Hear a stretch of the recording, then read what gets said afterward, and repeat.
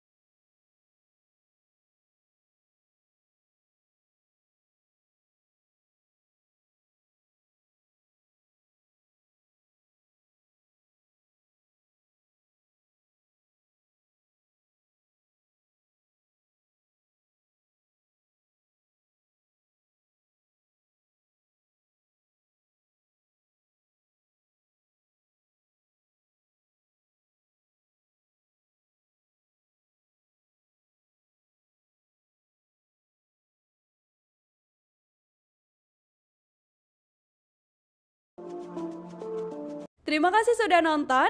Jangan lupa like, subscribe, dan share ya.